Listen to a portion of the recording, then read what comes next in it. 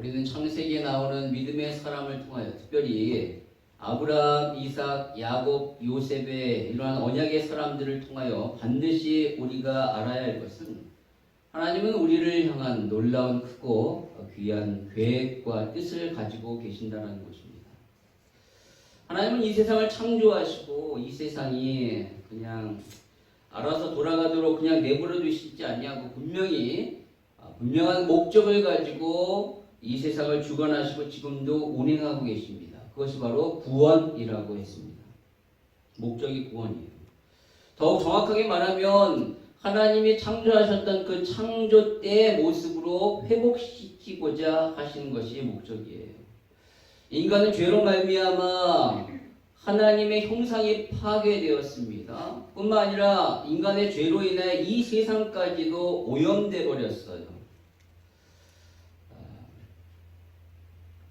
바로 그렇게 파괴되고 오염된 인간과 세상을 창조 때 온전한 모습으로 회복시키기 위하여 하나님은 당신의 열심을 가지고 그동안의 그 오랜 세월 동안 일하셨고 지금도 일하고 계신 거예요. 결국 예수 그리스도를 통하여 그 목적을 이루셨고 지금은 성령님을 통하여 그 목적을 지금도 이루어 가고 계십니다. 그런데 중요한 것은 하나님이 그 목적을 당신 혼자의 힘으로 이루어 가시는 것이 아니라 반드시 당신이 택하신 그의 백성을 통하여 함께 이루어 가신다는 거예요. 때로 그것이 너무나도 더디고 힘들고 또 많은 시행착오가 있지만 하나님은 반드시 그러한 방법으로 그것을 이루기를 원하셔요. 그렇게 해서 당신의 구원의 목적을 이루신 것이고 또한 지금도 이루어가고 계시는 것이죠. 따라서 택함받은 저와 여러분은 하나님께서 그렇게 하신 당신의 구원, 이 땅 가운데 우리가 살아가야 될 이유는 바로 하나님의 그러한 목적을 가지고 우리 또한 그렇게 살아가야 한다는 것이죠. 하나님이 이 세상을 향한 그 구원의 목적, 그 목적을 하나님 우리를 통하여 이루고자 하시기 때문에 구원받은 저와 여러분이 그 하나님의 목적을 품고 이 땅 가운데 살아가야 합니다. 그것이 우리가 이 땅 가운데 살아가야 될 목적인 것이죠. 여러분, 창조물이 존재하는 목적은 바로 창조주가 그 창조물을 향하여 가지고 있는 창조의 목적대로 그것이 움직이고 그리고 잘 사용되기를 위해서입니다. 하나님이 이 세상을 창조하시면서 한결같이 하셨던 말씀이 뭐냐면 보시기에 좋았더라.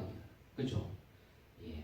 하나님이 빛을 창조하시고 보시기에 좋았더라 라고 말씀하셨고, 그리고 하늘과 땅과 바다를 창조하시고 보시기에 좋으셨다라고 말씀하시고, 또 그것 가운데 각종 식물과 그리고 이 땅의 들짐승과 하늘의 공중의 해와 바다의 물고기를 보시고 보시기에 좋았더라. 하늘의 해와 달과 별을 보고 보시기에 좋았더라. 그리고 맨 마지막에 사람을 창조하시고 심히 보시기에 좋았더라 라고 말씀하셨어요. 왜 보기에 좋은 거죠? 그냥 아름답기 때문에?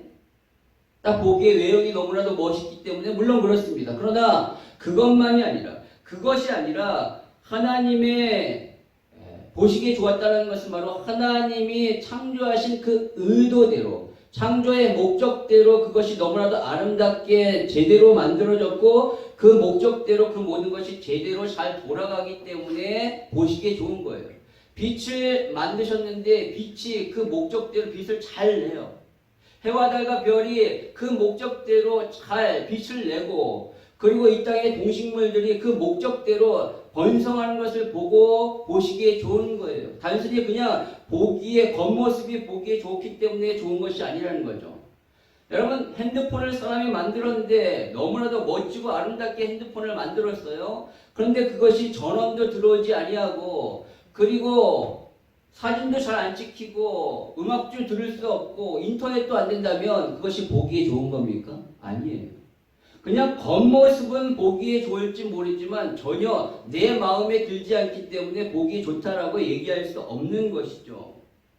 바로 그와 마찬가지로 하나님이 창조하신 창조물이 창조의 목적대로 하나님이 가지고 계신 그 목적대로 잘 움직이고 있기 때문에 보기에 좋은 겁니다. 예수 그리스도로 인하여 파괴되었던 하나님의 형상이 우리 안에 회복되었다면 이제 우리는 하나님의 그 목적을 가지고 살아가야 돼요. 하나님이 우리를 향한 목적이 무엇인가? 하나님이 이 땅을 향하고 가지고 계신 그 목적을 우리가 그것을 붙잡는 거예요. 이 땅을 향한 하나님의 목적이 구원이라면 우리 역시, 저와 여러분 역시 구원받은 우리가 바로 그 목적을 취해야 된다는 것이죠. 우리 삶의 목적이 바로 구원이어야 된다는 거예요. 이 구원에는 두 가지 의미가 있습니다. 하나는 바로 내가 받은 그 구원을 온전히 이루어가는 거예요.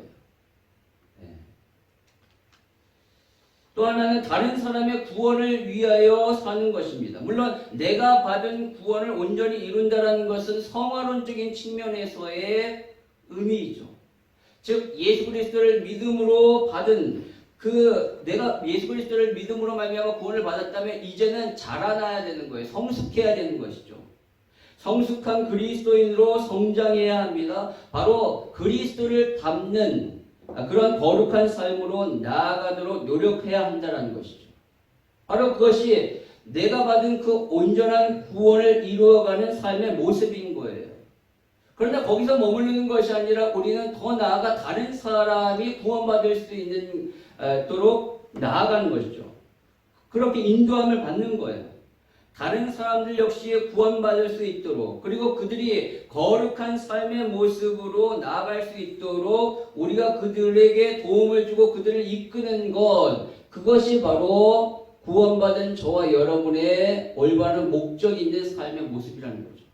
내가 하나님 앞에 온전히 그리스도를 닮는 거룩한 삶의 구원의 모습으로 나아갈 뿐만 아니라 다른 사람을 그 구원의 자리로 이끌게 만드는 것, 그것이 이 땅 가운데 살아가야 될 구원받은 자의 삶의 모습입니다. 그것이 바로 우리의 꿈과 비전과 삶의 목적이 되어야 됩니다.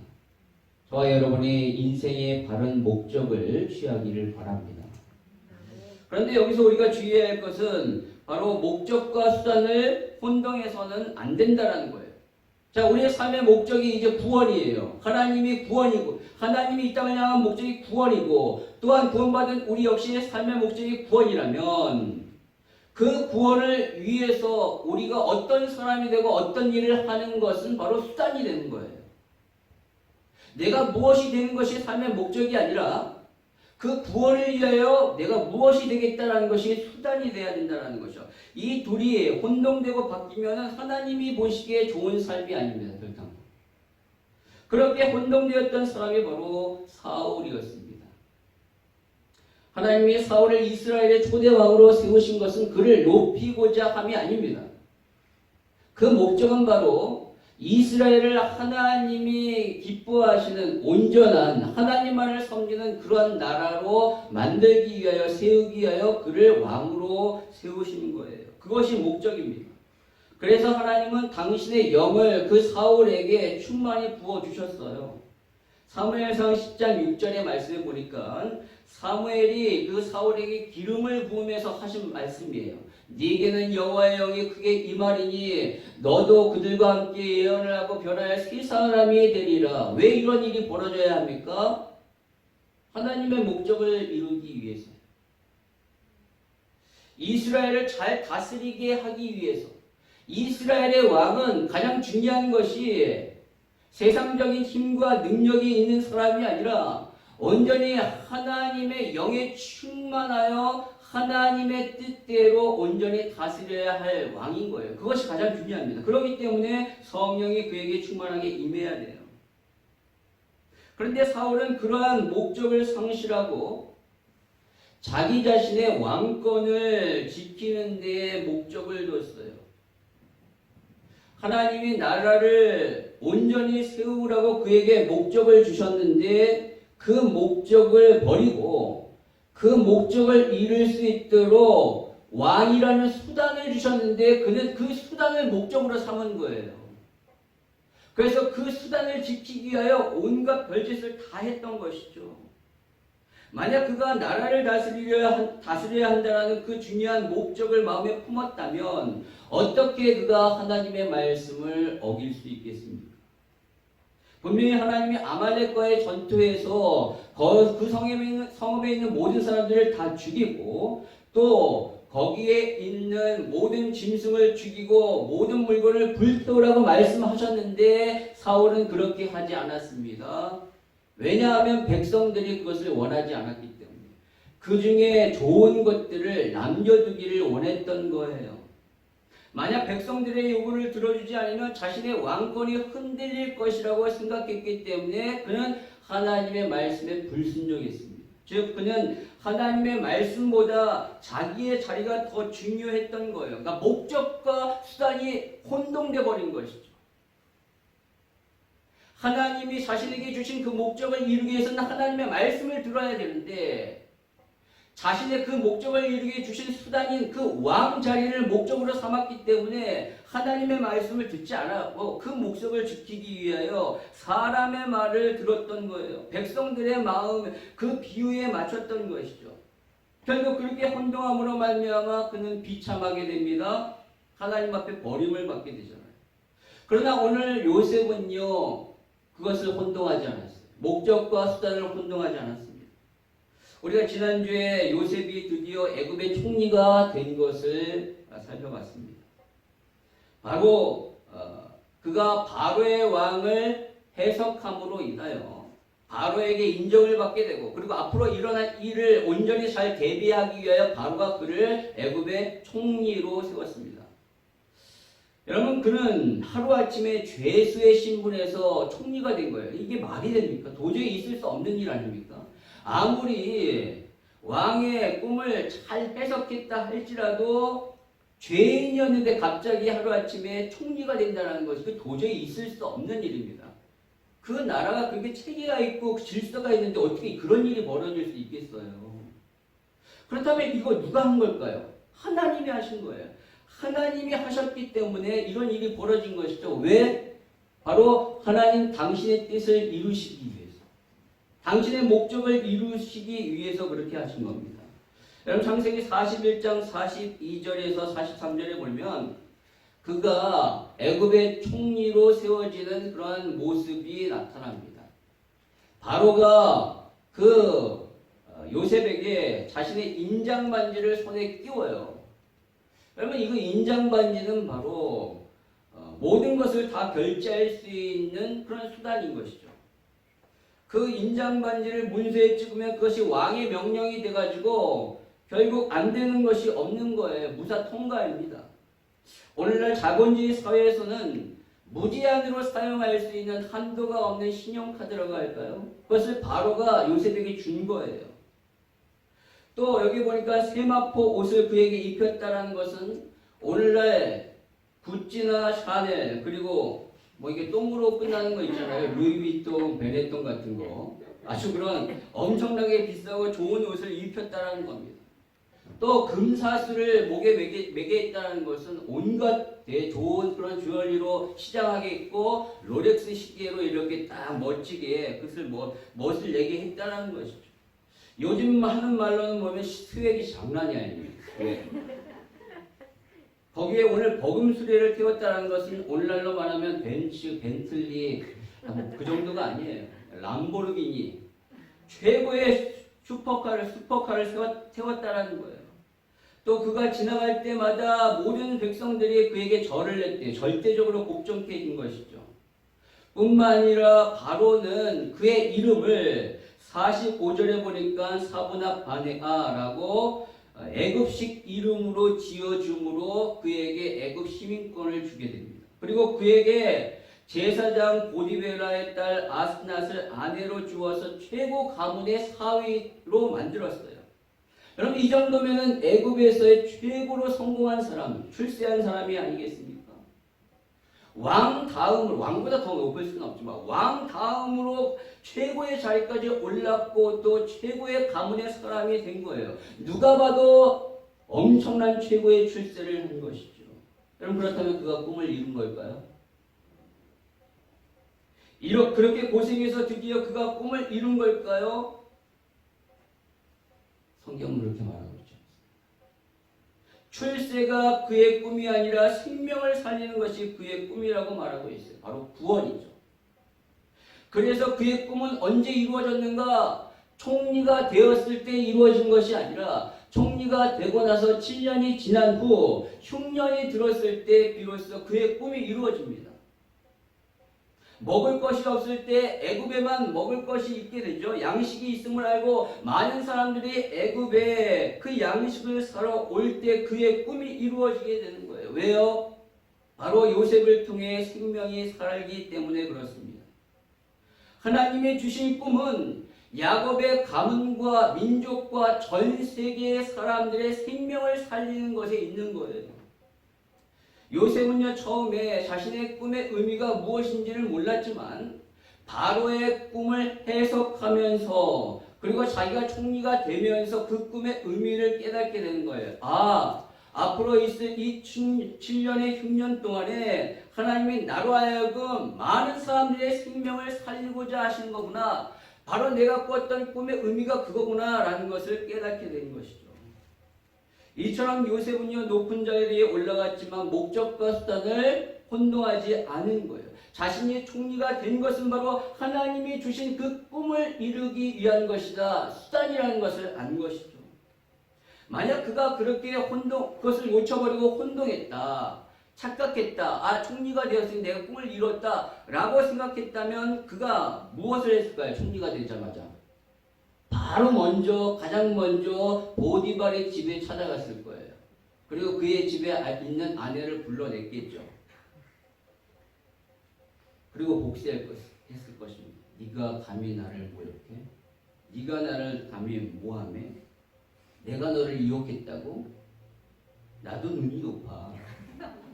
나도 사람 볼 줄 안다고. 그런 식으로 했을 거예요. 여러분, 이 여자 때문에 지난 2년 동안 감옥에서 얼마나 그가 고생했어요. 당연히 요셉이 그렇게 할 수 있죠. 그런데 그가 어떻게 했습니까? 전혀 복수하지 않았어요. 전혀 그를 찾거나 부르지 않았습니다. 그리고 나중에 형들을 만났을 때도 똑같이 그랬잖아요. 자신의 신분을 얼마든지 숨기고 형들에게 복수할 수 있었음에도 불구하고 그렇게 하지 않았습니다. 왜요? 수단을 목적으로 삼지 않았기 때문에. 총리가 그의 삶의 목적이 아니에요. 만약에 총리가 삶의 목적이었다면 목적을 이루었기 때문에 복수를 해도 됩니다. 복수를 해도 돼요. 그런데 그의 삶의 목적은 총리가 아니라 생명을 살리는 데 있다니까요. 그런데 어떻게 복수를 하겠습니까? 복수는 생명을 살리는 것이 아니라 생명을 죽이는 건데. 하나님이 주신 그 꿈과는 완전히 반대되는 일을 하는 건데. 이처럼 그는요, 목적과 수단을 정확하게 알고 혼동하지 않은 거예요. 오늘 그는 총리라는 수단을 통하여 하나님이 주신 목적을 이루기에 구체적으로 준비합니다. 7년 풍년이 들 때 곡식을 거두어 각 성에 저장토록 하죠. 그 수가 49절에 보니까 바다 모래같이 힘이 많았다라고 말하고 있습니다. 왜 이렇게 많은 곡식을 저장했습니까? 바로 생명을 살리기 위해서죠. 하나님이 자신에게 주신 그 뜻과 비전과 목적을 이루기 위해서 그렇게 준비한 거예요. 요셉은요, 이미 13년 동안 개인적으로 하나님 앞에 쓰임받을 수 있는 준비를 해왔어요. 우리가 봤듯이. 그가 예전에 아버지 집에 가지고 있었던 그런 이기적이고 교만했던 마음이 노예 생활하면서 그가 낮아지고 겸손하게 되었으며 보디발의 가정에서 가정 총무 역할을 하면서 경제를 배우게 됐습니다. 또한 2년간의 감옥에 있으면서 다른 죄수들을 관리하는 가운데 사람을 이렇게 쓰는구나, 이렇게 관리하는구나 라는 것을 인적 관리의 능력을 얻게 된 거예요. 또 그 안에서 왕의 관원장들을 만나면서 애굽의 정치에 대해서 얘기를 들었습니다. 하나님은 그렇게 13년간 그를 당신의 목적을 이룰 수 있는 그런 수준의 사람으로 세우기 위하여 훈련시키시고 준비시켰던 거예요. 그리고 때가 되어 드디어 그가 총리가 되어 그 꿈을 이룰 수 있도록 그는 이제 자신이 준비되었기 때문에 그 꿈을 이룰 수 있도록 국가적으로 구체적으로 이제 준비하는 거예요. 그래서 그 7년 9년 동안 아주 차곡차곡 각성에 쌓아두었던 것이죠. 저와 여러분도 이렇게 준비해야 한다는 겁니다. 하나님의 꿈을 위하여 성실하게 준비를 해야 돼요. 그럼 요셉이 잘한 것이 있다라고 그랬어요. 바로 하나님의 꿈을 붙잡고 그것을 위하여 어떠한 상황 가운데 성실했다는 거예요. 그가 노예로 있었을 때도 감옥에 있었을 때도 그는 하나님의 꿈을 놓치지 아니하고 그것이 분명히 뭔지는 몰랐지만 그 꿈을 그러한 절망적인 상황 가운데 놓치지 아니하고 끝까지 붙잡고 모든 일에 성실했어요. 여러분 무엇보다도 여러분에게 주어주신 하나님의 그 꿈을 단단히 붙잡고 모든 일에 성실하십시오. 여러분이 처한 상황이 노예 같다 할지라도 여러분이 처한 상황이 감옥 같다 할지라도 하나님이 여러분에게 허락하신 그 꿈을 붙잡고 최선을 다하여 그 상황 안에 성실하면 여러분이 그렇게 하나님 앞에 성실하게 준비되면 하나님 반드시 하나님의 때에 여러분을 쓰실 거예요. 네. 어떠한 상황 가운데서 낭망하지 마십시오. 하나님의 꿈을 마음에 품고 성실함으로 하나님의 인정을 받으십니다. 오늘 요셉이 이렇게 하나님의 꿈을 이제 구체적으로 준비하는 가운데 드디어 하나님의 그의 삶에 큰 위로를 주십니다. 바로 아들이 생기게 되죠. 그 첫째 아들의 이름이 뭐냐면 므낫세예요. 오늘 51절 같이 한번 읽도록 하겠습니다. 시작. 요셉이 그의 장남의 이름을 므낫세라 하였으니 하나님이 내게 내 모든 고난과 내 아버지의 온 집을 잊어버리게 하셨다. 므낫세의 뜻이 뭐냐면 하나님이 내게 내 모든 고난과 내 아버지의 온 집의 일을 잊어버리게 하셨다. 한마디로 과거의 아픔을 잊게 하셨다라는 뜻이죠. 여러분 우리는 이것을 통하여 그가 얼마나 마음의 아픔과 고통과 상처가 있는지를 짐작할 수 있습니다. 그가 아버지 집에 있을 때 그는 형들에 의하여 구덩이에 빠지게 되었고요. 은 20의 노예로 팔리게 되었어요. 그런 과정 가운데 우리가 살펴봤듯이 그가 구덩이에 빠졌을 때 그는 목놓아 울부짖었어요. 살려달라고. 창세기 42장 21절에 그의 형들이 이렇게 말하는 거예요. 그들이 서로 말하되 우리가 아우의 일로 말미암아 범죄하였도다. 그가 우리에게 애골할 때 그 마음의 괴로움을 보고도 듣지 아니하였으므로 이 괴로움이 우리에게 임하도다. 그렇게 울부짖은 목놓아 그렇게 부르짖었는데 살려달라고 그러한 상황 가운데 37장 25절에 보니까 그 형들은 뭐했냐? 앉아서 음식을 먹었대. 얼마나 잔인합니까? 동생은 죽었는데. 요셉에게는 이것이 너무나도 큰 충격이고 트라우마였을 거예요. 아마도 그가 노예로 팔려가서 13년 동안 있으면서 그 13년 동안 그 트라우마가 너무나도 그 트라우마 때문에 그는 너무나도 힘들었을 거예요. 뿐만 아니라 자신이 그토록 열심히 충성하며 성실하게 일했던 그 주인의 아내가 자기를 억울한 누명을 지어 감옥에 보냅니다. 얼마나 억울하겠습니까? 그리고 감옥에서도 술 맡은 가난 자에게 은혜를 베풀었더니만 그가 그거 싹 잊어버리고 풀려났는데 얼마나 큰 배신감을 느꼈겠어요. 그의 마음엔 너무나도 큰 상처와 아픔과 트라우마가 너무 가득 차 있었던 거예요. 여러분 사람에게 있어서 그러한 분노, 원한이 얼마나 무서운지 아십니까? 바로 히틀러가 유대인들을 학살한 이유가 바로 그것 때문이에요. 나치를 반대하는 비폭력 저항장치인 백장미단을 결성한 쿠르트 교수가 쓴 유대인과 아돌프 히틀러라는 논문에 보면 히틀러가 유대인 600만 명을 죽인 이유는 세 가지다라고 말하고 있습니다. 첫 번째는 히틀러의 아버지가 일찍 돌아가셨거든요. 그는 홀어머니 밑에서 어머니 클라크 밑에서 자랐는데 어머니가 유방암에 걸렸어요. 그래서 의사가 자주 그 집에 들락거리면서 치료를 해줬는데 어느 날 어머니와 그 의사가 이상한 짓을 하는 것을 본 거예요. 그 애정인 것. 그것을 보고 충격을 받는데 그 의상을 보니까 유대인이었다. 그래서 유대인에 대한 분노가 있었습니다. 두 번째는 그가 미술에 관심이 많고 재능이 좀 있었어요. 그래서 화가가 되기 위해 미술학교에 지원을 했는데 불합격됐습니다. 이듬해에도 또 지원을 했는데 또 불합격한 거예요. 계속 불합격이 돼가지고 이거 왜 그럴까? 나중에 알고 조사해 봤더니만 자신을 그렇게 불합격시킨 7명의 시험관 중에 4명이 유대인이었던 거예요. 하필. 그것 때문에 떨어뜨린 건 아니겠죠. 그런데 그렇게 유대인이 나를 떨어뜨렸다고 생각하니까 가뜩이나 유대인을 싫어했는데 더 불이 붙는 거예요. 분노가 치밀었던 겁니다.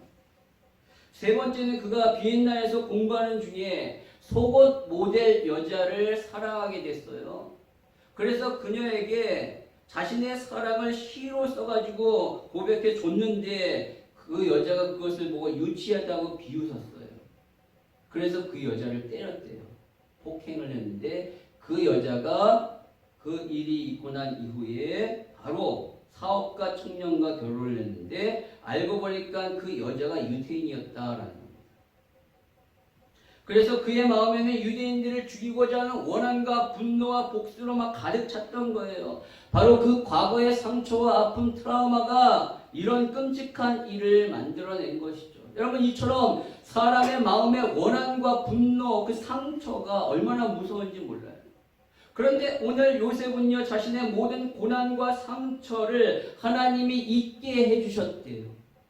이것은 단순히 아들이 태어난 그 기쁨 때문만이 아니라 하나님이 자신의 이러한 아픈 상처를 치유하시고 회복시키셨다라는 믿음의 고백인 거예요. 여러분, 그가 만약 총리가 되었을 때 목적과 수단을 혼동했다면, 목적을 출세로 생각했다면 아마도 그는 큰 복수를 했을 것입니다. 자신을 힘들게 했던 그 보디발의 아내, 그리고 술 맡은 관원장, 나중에 그 형들에게도 엄청난 복수를 했겠죠. 그러나 그는 그렇게 하지 않았어요. 왜냐하면 삶의 목적을 분명히 가지고 있었기 때문에. 하나님의 꿈을 위하여 그는 수단을 함부로 이용하지 않았다는 거예요. 바로 그의 꿈이, 그가 가지고 있는 그 꿈, 삶의 목적이 그를 인내케 했고 절제케 했고 용서하는 단계까지 나아가게 만든 겁니다. 그로 인하여 하나님이 그의 마음을 치료해주고 위로해주고 회복시켜 주셨던 것이죠. 그의 고난을 잊게 하셨습니다. 여러분, 만약 하나님의 꿈을 여러분의 마음에 품고 또 그 꿈을 위하여 인내하고 용서하신다면 하나님 반드시 여러분의 눈물을 닦아주시고 여러분의 아픈 마음을 치료해 주실 거예요. 그 마음의 상처를 치료하실 것입니다. 그래서 과거의 모든 것을 잊게 하실 것입니다. 오늘뿐만 아니라 이 요셉에게 두 번째 아들이 태어났는데 그 아들의 이름이 에브라임입니다. 52절 같이 읽겠습니다. 시작. 차남의 이름을 에브라임으로 하셨으니 하나님의 나라를 세상 땅에서 번성하게 하셨다. 그 뜻의 이름이 하나님이 나를 내가 수고한 땅에서 번성하게 하셨다라는 거예요. 그럼 잊어버리게 하셨다라는 뜻의 문하세는 과거에 초점을 맞췄다면 번성하게 하셨다라는 이 에브라임은 바로 현재와 미래에 초점을 맞춘 거겠죠. 하나님이 과거의 상처를 치유하시고 잊게 하셨고 이제와 앞으로는 번성케 하시고 그렇게 하실 것이라는 의미예요. 얼마나 소망이 넘칩니까? 치유되고 회복될 뿐만 아니라 더 잘되고 번성케 하실 것입니다. 여러분의 삶에 이러한 축복이 있기를 바랍니다. 그런데 여러분, 우리가 여기서 놓치지 말아야 할 것은 하나님이 나를 내가 수고한 땅에서 번성케 하신다는 거예요. 번성함 이전에 뭐가 있어야 되면 수고가 있습니다. 여기서 수고는 정확히 말해서 고통이에요. 그래서 영어 성경에서 suffering이라고 나오죠. suffering. 단순히 열심히 일했다, 수고했다라는 차원이 아니라 그가 그 땅에서 고통을 경험했다라는 겁니다. 여러분 안 그러겠어요? 10여 년의 노예 생활이 뭐 쉽겠습니까? 너무 고통스러운 거죠. 2, 3년의 감옥 생활 끔찍한 겁니다. 그런데 그러한 고통 가운데 요셉은 한결같이 어떻게 했는가? 하나님의 약속의 말씀을 붙잡고 성실한 거예요. 성실. 하나님의 약속의 말씀을 단단히 붙잡고 모든 환경에서 성실했더니만 하나님의 그의 고통을 번성의 축복으로 채워 주신 것입니다. 여러분 모든 일에 성실하십시오. 모든 일에 여러분이 할 수 있는 수고를 다하셔야 해요. 혹 지금 여러분이 처한 상황이 노예 같다 할지라도 감옥 같다 할지라도 그 상황에서 성실하게 주어진 삶을 살아가실 때 하나님이 여러분의 삶을 번성케 하실 줄 믿습니다. 요셉이 13년간의 고통의 세월을 성실하게 참고 견뎠을 때 번성케 되는 복을 받으시죠. 그러한 은혜가 여러분의 삶에 있기를 바랍니다. 오늘 하나님이 요셉을 어느 정도까지 번성케 하셨는가? 드디어 7년 흉년이 끝나고 흉년이 시작할 때 백성들이 바로에게 양식을 요구합니다. 그때 바로가 뭐라고 얘기하냐면 55절에 애굽 온 땅의 굶주림에 백성이 바로에게 부르지 양식을 구하는지라 바로가 애굽 모든 백성에게 이르되 요셉에게 가서 그가 너에게 이르는 대로 하라 하니라 라고 말하고 있어요. 무슨 말이냐면 이 문제 해결은 나에게 있지 않냐고 요셉에게 있다는 거예요. 이 문제 해결자는 요셉이다 라고 말하는 거예요. 여러분 바로가 요셉에게 지어준 애굽의 이름이 뭐라고 그랬죠? 사브나파네아입니다. 그 뜻은 여러 가지가 있는데 그 뜻을 종합해 보면 결국은 이거예요. 애굽의 구원자라는 뜻입니다. 구세주라는 뜻입니다. 바로 요셉이 이 상황을 해결할 수 있는 구세주인 거예요. 요셉이 아니면 애굽 사람 굶어 죽습니다. 요셉이 아니면 야곱의 가문도 다 굶어 죽어요. 요셉이 아니면 그 근방에 있는 모든 근동의 모든 나라들도 다 죽게 됩니다. 오직 요셉만이 구세주예요. 이 상황에서. 여러분 요셉은 따라서 누구를 의미하는가? 바로 예수 그리스도의 모형이에요. 그리스도의 그림자입니다. 예수님이 자기 민족 유대인들에 의해서 버림받고 은 30에 팔렸듯이 요셉은 자기 형들에 의해 버림받고 은 20에 팔려갑니다. 예수님이 억울하게 십자가의 고통을 당하셨듯이 요셉 역시 억울하게 누명 쓰여 감옥에서 고통을 당했어요. 예수님이 그러나 결국 죽음을 이기고 부활하여 승리하셨듯이 요셉도 감옥에 풀려나 총리가 됩니다. 예수님은 모든 인류에게 구원을 베푸셨듯이 오늘 요셉을 통하여 곡식을 팔므로 말미암아 모든 만민들이 생명을 얻게 돼요. 그럼 요셉이 누구예요? 예수 그리스도의 모형인 겁니다. 하나님이 이렇게 요셉을 높이셨어요. 자신이 예수님의 모형이 된다. 최고의 축복 아니겠습니까? 바로 요셉은 하나님으로 인하여 치유되고 번성케 돼요. 어디까지요? 그리스도의 모형까지. 여러분 다른 어떤 것으로 그렇게 된 것이 아닙니다. 오직 하나님이 그렇게 하신 거예요. 총리의 자리가 그를 위로하고 치료하고 그를 번성케 한 것이 아니에요. 그에게 태어난 자식이 그를 치료하고 그렇게 있게 하고 번성케 했던 것이 아니라 하나님이 하신 것입니다. 따라서 저와 여러분이 오직 하나님만을 의지하기를 바랍니다. 하나님의 꿈을 품으시고 그 꿈을 위하여 성실하게 인내하며 반가할 때 하나님 반드시 저와 여러분을 치유하시고 번성케 하실 줄 믿습니다.